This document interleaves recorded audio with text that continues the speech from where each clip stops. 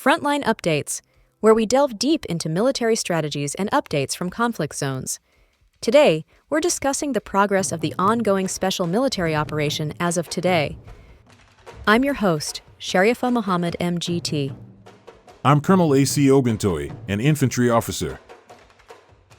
Russian actions on December 13th reflect an intensified dual-track operational approach. 1. Strategic disruption of Ukrainian defense production and infrastructure systems, and 2. Steady attrition of frontline Ukrainian units through multi-sector pressure.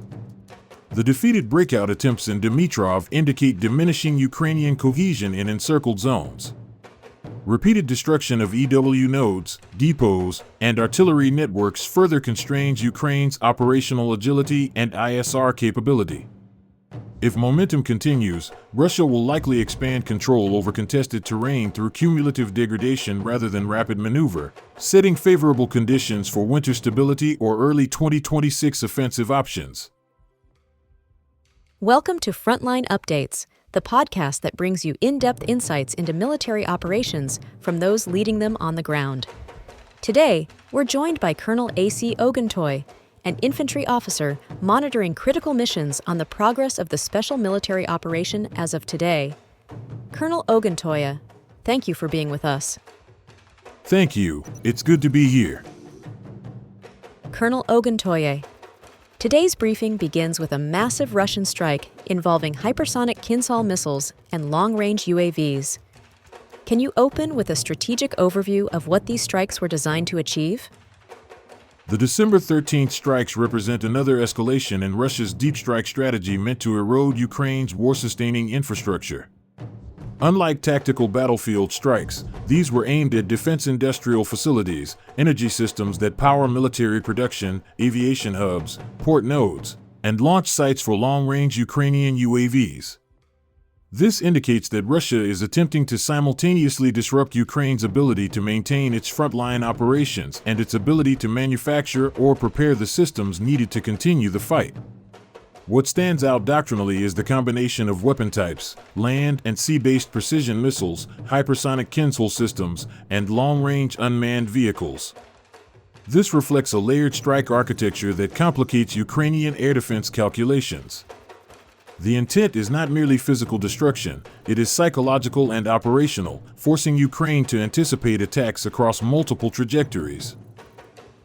Let's dive into the regional fronts, beginning with the north. Around Andriivka, Verkhny Saltov, Ternova, and Izbitsko, Russian forces reportedly inflicted significant losses. What is happening in this sector? The north continues to be a shaping front rather than a breakthrough front.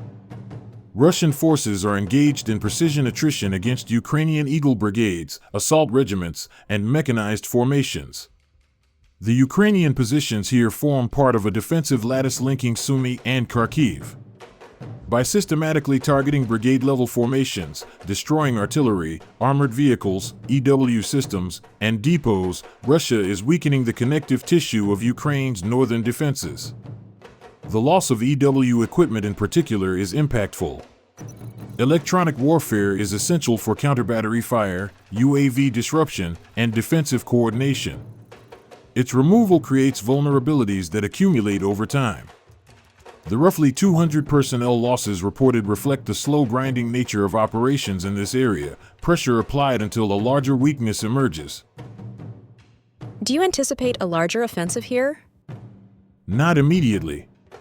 The north is being shaped for later opportunities. Russia is degrading defenses rather than attempting immediate penetration, while fragmenting its remaining defense resources. The west sector continues to see heavy action, including reported losses of U.S. Paladin artillery systems. What is driving developments here? This corridor, from Kupiansk-Kozlovoy down toward Drobashevo and Red Lyman, remains a contested and strategically vital axis. Russian forces are clearly attempting to weaken Ukrainian mechanized brigades and prevent reinforcement of threatened pockets. The destruction of a Paladin self-propelled artillery system is significant, as these provide Ukraine with one of its more advanced counter-battery platforms. The cumulative effect of armor, vehicle, personnel, and depot losses, over 220 personnel in this report, highlights the erosion of Ukrainian mobility and fire support. Russia's West Group is attempting to standardize the battlefield in its favor by pushing Ukrainian forces into increasingly rigid defensive positions where maneuver becomes impossible. Does this contribute to a wider encirclement effort? Yes. The attrition here is creating conditions for future isolation of Ukrainian units across the Oskol River belt. Moving southward, Russian forces reportedly improved their tactical position near Svyatogorsk, Konstantinovka, and Stepankova. What does tactical improvement mean in this context? In doctrinal terms, improved tactical position typically refers to the acquisition of advantageous terrain, ridges, choke points, fire control positions, and better linkage between unit sectors. Russian forces are reducing the defensive elasticity of Ukrainian mechanized and territorial brigades, leaving them increasingly exposed to enfilade fire and artillery concentration. Losses near 190 personnel in a single day reinforce that Russia is applying coordinated pressure, not attempting to break Ukrainian lines immediately, but tightening the geography of the battle to disadvantage Ukrainian maneuver. The center sector has been intensely active for days. The December 13th briefing describes a Ukrainian motorcycle assault unit attempting a breakout. How do you interpret these actions? Motorcycle assault groups tell us two things. First, Ukraine is using light, fast assets to attempt rapid infiltration or escape. Second, these are signs of high-pressure desperation. These units lack armor, protection, and sustained firepower. Their use reflects a shrinking mobility corridor inside the Dimitrov pocket. Russian forces repelled the breakout, destroyed tanks supporting the group, and eliminated dozens of personnel, indicating that the encirclement is tightening further. The attempted escape from Svetlo and the capture of a Ukrainian soldier demonstrate impaired morale and fragmented command. Overall losses exceeding 480 personnel illustrate a sector reaching operational collapse. Is Dimitrov close to falling entirely? Indicators strongly suggest that Ukrainian forces there are nearing exhaustion and isolation. Collapse is a likely outcome without external relief. In the east, Russian forces continue advancing into defense depth. What stands out in this sector? This sector reflects steady, deliberate penetration rather than rapid maneuver. Russian forces are degrading Ukrainian mechanized and assault formations while destroying armored vehicles and ammunition depots. The loss of 6 armored vehicles and over 200 personnel limits Ukraine's ability to mount mobile defense.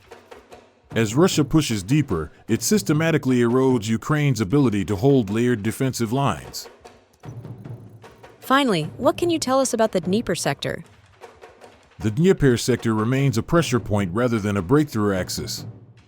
Russian forces targeted mechanized, coastal defense, and territorial brigades, destroying depots and equipment crucial for sustaining localized counterattacks. While personnel casualties were smaller, around 35, the destruction of ammunition depots is strategically important. Logistics losses compound quickly at this stage in the winter season. Before we end, can you comment on the strikes against port infrastructure and staging areas? These strikes target Ukraine's long-range projection capabilities, including storage, troop assembly areas, and supply nodes for foreign volunteers. Destroying these points reduces Ukraine's operational flexibility and its ability to coordinate large-scale movements. Over 140 such locations were struck, which will have ripple effects across the front. Colonel, thank you for providing such a detailed briefing on the current military situation. Your insights are invaluable to our understanding of the conflict's dynamics. And thank you to our listeners for tuning in. Join us next time as we continue to provide up-to-date coverage on global military affairs. Stay with us for more updates and expert analyses on global defense and security issues. Stay informed, stay secure. Thank you for the opportunity. The December 13th operations highlight a Russian campaign dominated by deep strike disruption, multi-sector attrition, and the tightening of encirclements. The inability of Ukrainian forces to break out from Dimitrov and the steady erosion of mechanized and artillery assets suggest a worsening defensive situation. Continued degradation of EW systems, artillery, and depots will reduce Ukraine's tactical options and increase reliance on static defense. Russia appears focused on shaping the winter battlespace to secure favorable conditions for operational maneuvers in early 2026. This has been Frontline Updates. Subscribe for daily military briefings and in-depth strategic analysis. Visit our platform for maps, transcripts, and exclusive frontline updates from commanders in theater.